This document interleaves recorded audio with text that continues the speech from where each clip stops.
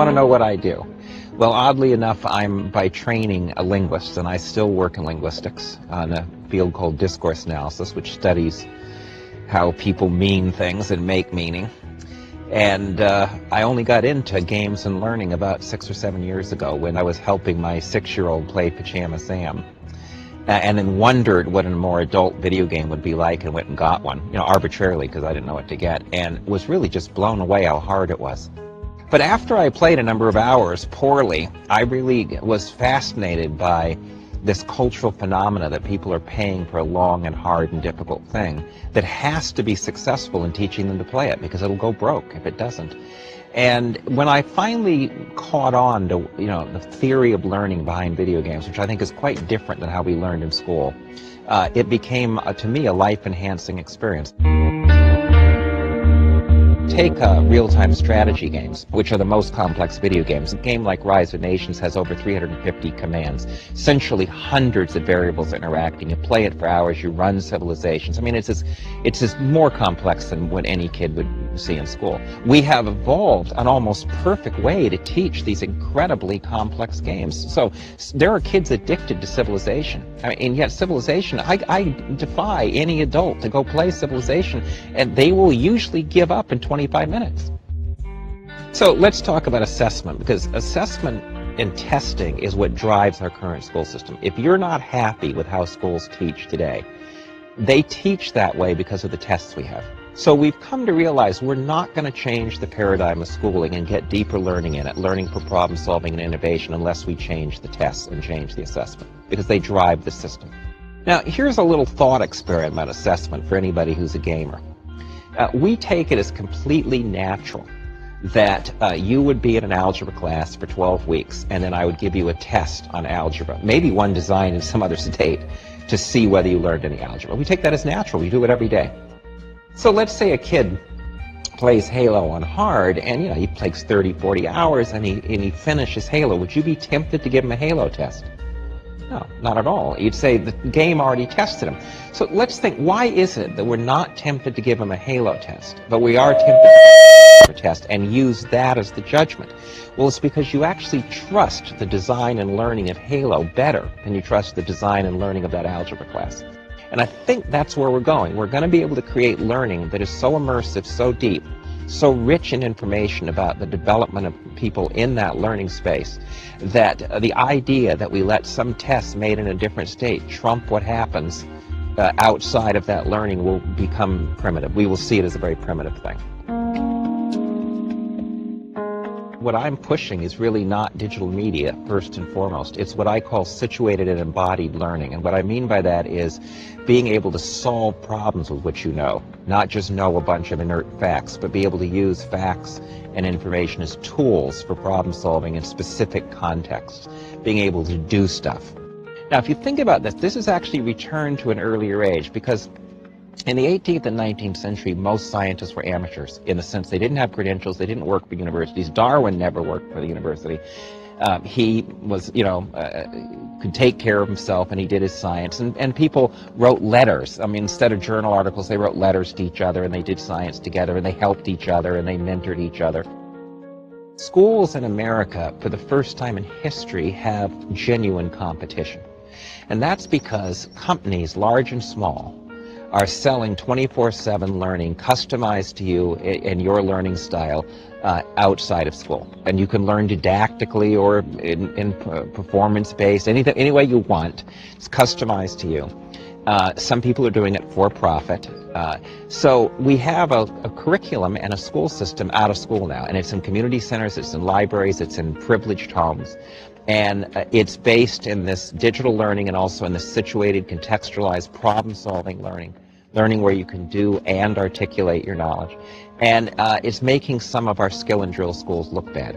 That system is going to put pressure on schools, and it is already operating by deeper forms of assessment that are built, where the assessment is integrated with the learning, where it's based on copious information, and where it's used to customize the learning back to you, as well as to give information across all the stakeholders so they can resource the learner. It's a new phenomena where we really have two school systems. We have a school system for the 21st century in popular culture where people are thinking about complex systems and kids are producing their own knowledge, whether it's about the weather or robotics or machinima or digital media. And then we have a school system that's basically giving you the basics of numeracy and literacy. And that pressure, I think, will bring about real change. Copiar também.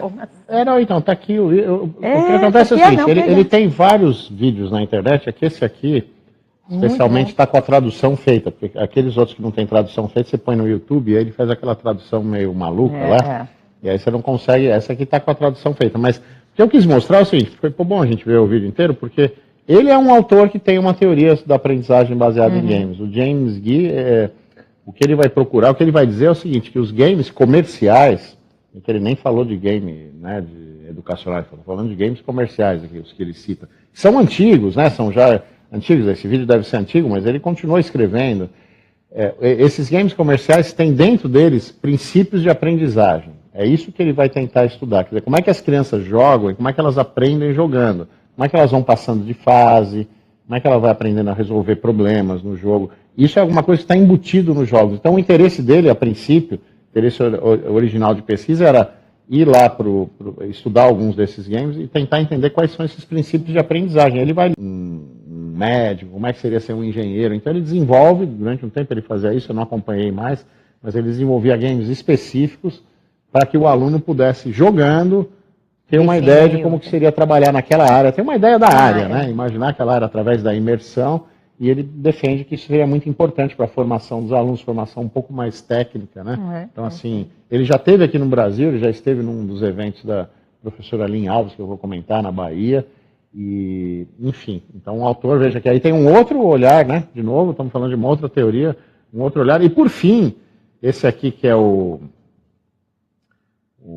Persuasive Games, que é o Ian Bogost, que ele trabalha com a ideia de que os games podem ter uma função persuasiva. Deixa eu ver se eu consigo. Eu acabei não separando esse jogo aqui, mas eu queria ver se eu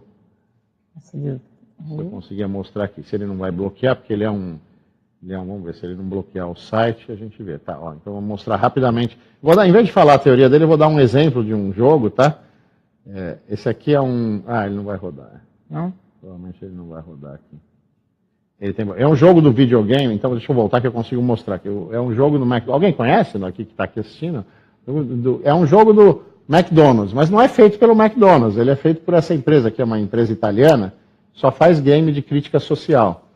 Como é que é a ideia aqui? Eu tenho aqui eu vou plantar soja e criar o gado, aqui eu tenho minha loja, né, onde eu vou vender o McDonald's, aqui eu tenho um lugar onde vai abater as vaquinhas lá e vai criar os hambúrgueres.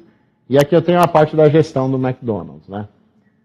O que acontece? Você vai começar a jogar, você tem um dinheirinho para jogar, esse jogo é muito viciante. Se vocês depois forem jogar em casa, vocês vão ficar provavelmente repetindo. Então você começa com dinheiro e você tem que ou aumentar ou perder. Se você perder, em uma hora você vai à falência e você perdeu, recebe uma mensagem lá por anos e anos para construir uma marca, aí vem um cara aqui, um gerente ruim e coisa aí. Ou você vai mantendo, às vezes tem gente que joga.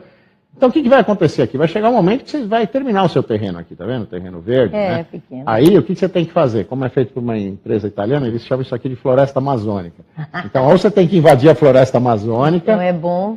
Ou você tem que subornar o prefeito dessa cidadezinha aqui para ele dar uns terrenos que seria para a população, para você poder usar para plantar a soja e criar o gado, né?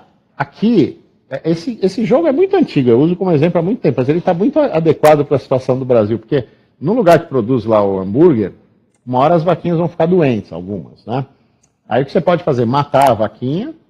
Tratar da vaquinha. Que é o correto. Você poderia tratar e não tem opção de tratar. Você poderia matar, só que matar dá prejuízo, né? Porque você gastou aquele dinheiro. Ou você poderia fazer um hambúrguer com a carne da vaquinha doente. Gente, mas E tem uns lugares aqui, e tem uns locais que você pode dar coisa para pôr na carne lá, você pode, enfim, colocar tudo que nós vivemos aqui com a nossa carne, você pode colocar lá e aí você te faz, você pode pôr restos de coisa para colocar na carne, enfim, né? Não vou jogar isso não. Na loja, vai chegar uma hora, mas o jogo tem um desafio de gestão, porque o que acontece? Você está gastando lá para plantar soja, se você não puser o cara para vender o sanduíche, você está perdendo dinheiro, você tem um fluxo interessante, mas na loja tem uma hora que esses funcionários, tem uns que estão atrás que não está dando para ver aqui na imagem, que eles estão fazendo o sanduíche, né? Eles vão começar a cuspir no sanduíche. Estão insatisfeitos lá, né? Aí o que você pode fazer? Você pode dispensar o funcionário, demitir, mas aí você tem um prejuízo também, porque você tem verbas, né, rescisórias e tal. Vai ter menos, né? No Brasil vai ter menos, mas... Sim, bem menos, Mas ou você pode dar uma bronca nele, que ele para um pouquinho, ou você pode dar uma placa de melhor funcionário do mês e aí ele para mais. Autoestima, ele fica bem. E aqui você vai acompanhando o seu balanço, é muito interessante e tal. E tem uma hora, por exemplo, que você está jogando e a Associação dos Nutricionistas vai começar a fazer uma crítica, uma campanha contra a indústria do fast food. Aí você tem uma verbinha para subornar a diretora da associação. Por isso que ele é bem adequado, né, para o Brasil aí, né? Tem as coisas para subornar, e você vai jogando. Mas qual que é a ideia? Veja, então, a ideia é o seguinte, você tem que ser politicamente incorreto para continuar no jogo, senão você vai perder logo, se você quiser fazer todas as coisas certinhas e tal.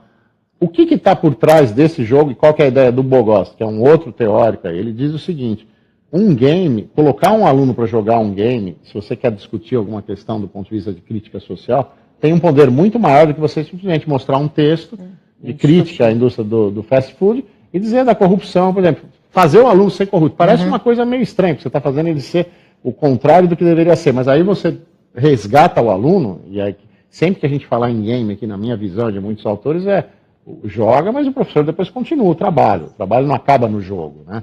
Você resgata o aluno e fala assim, agora vamos discutir a questão da corrupção, vamos discutir a questão da carne, quer dizer, o aluno passou por aquela experiência, né? Esse autor aqui, vocês vão ter quem quiser dar uma olhada, tem uma resenha desse livro dele, que é o Ian Boghost, que é um outro. Então, veja, eu selecionei 5 aqui, tá? Eu vou parar, porque inclusive para mesmo, a gente vai para outras coisas, mas a gente poderia dizer que tem 10, 15 autores aí, você poderia localizar como autores que procuram fundamentar, teoricamente, a utilização de games em educação, né? Então, se alguém chegar um dia para você e falar assim, estou usando game lá no Sesc, você está fazendo, não tem fundamentação nenhuma, a pessoa está enganada. Pede para ela me ligar, mandar um e-mail aí que eu converso com ela, porque existem muitas teorias, além das teorias clássicas, como eu já falei, né, que você já conhece, muitas vezes conhece, existem muitas pessoas que foram pensar especificamente o uso de games e tem muitas coisas, tá bom? Aí é o seguinte, eu não vou falar disso, não tem nenhum texto aqui, mas eu vou falar muito rapidamente. Existe um desafio do criar um game, né? E para nós, como professores, muitas vezes a maioria de nós não tem formação na área de computação, de programação, né? Hoje existem ferramentas, isso a gente pode pôr, seria legal lembrar, a gente colocar algumas ferramentas que você consegue criar games simples, sem noções de programação. Como tem ferramentas que permitem você criar um aplicativo sem saber programar também, tá? Agora, se você pretende fazer alguma coisa um pouco mais complexa, aí você precisa ter uma pessoa do lado, né, ou na escola apoiando, ou colega que entenda um pouco de programação, porque aí vai precisar, né, utilizar lá uma engine, fazer a programação.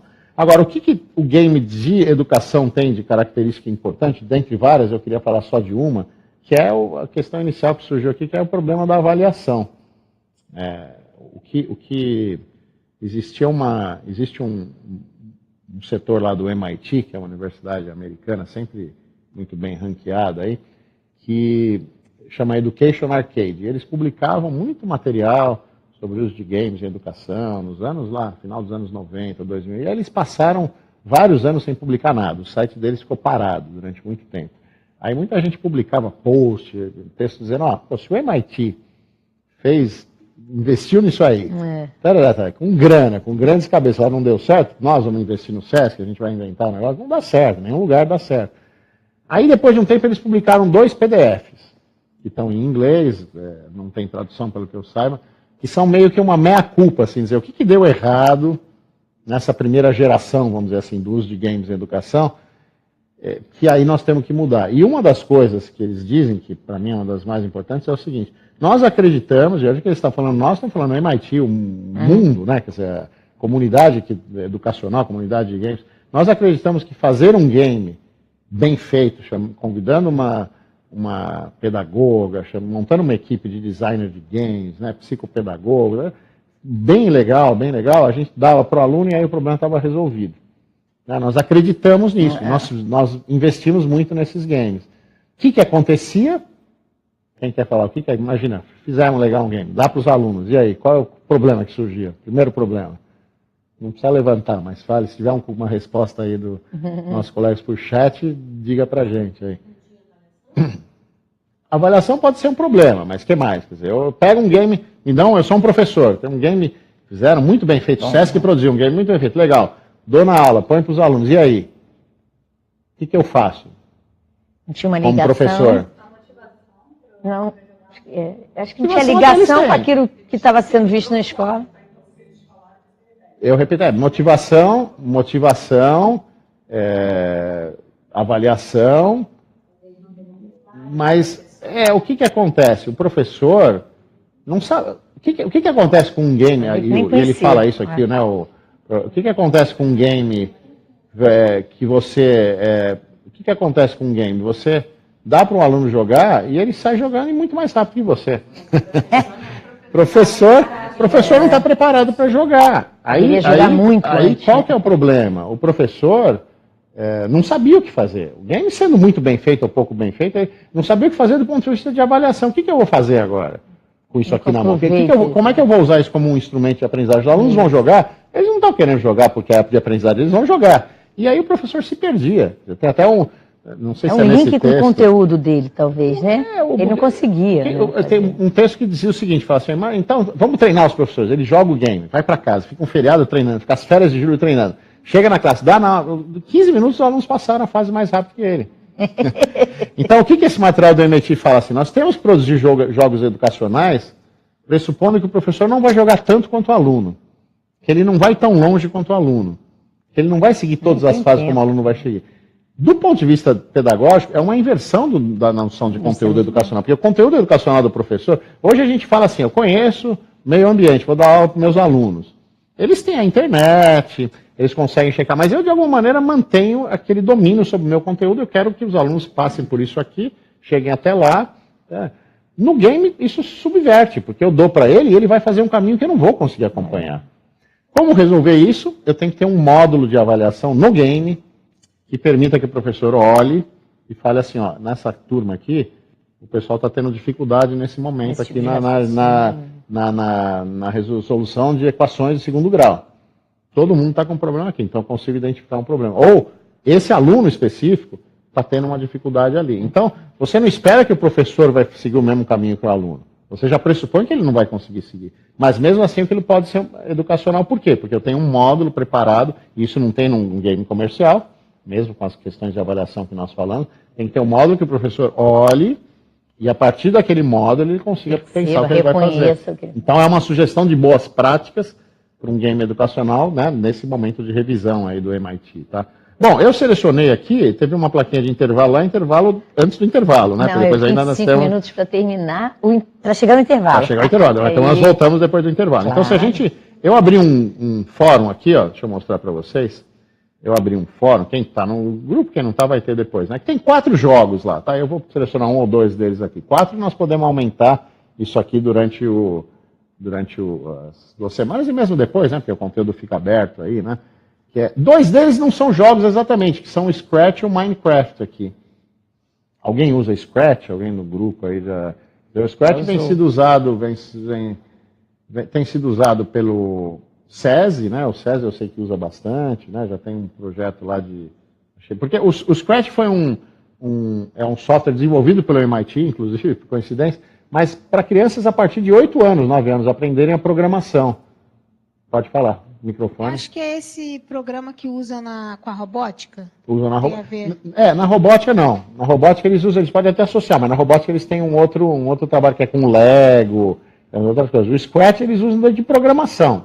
Pode ser uma combinação com a robótica, mas ele não é focado na robótica. Ele é O Scratch você produz deixa eu abrir aqui, no Scratch você produz uma animação, a gente chama de game. Tem um vídeo que eu vou pular, tá, só para orientar os nossos assessores. Eu não vou passar esse vídeo, que era o que a gente tinha colocado, mas o Scratch ele tem, quer ver, ó, deixa eu abrir aqui o site, ele tem uma orientação muito interessante, porque os alunos produzem as animações, ele aprende a programar do jeito que está lá, tá vendo, por barrinhas, né? Então se eu clicar aqui, vai acontecer aquilo, vai acontecer aquilo. É feito para crianças de 8, 9 anos, mas crianças mais novas passaram a utilizar, né?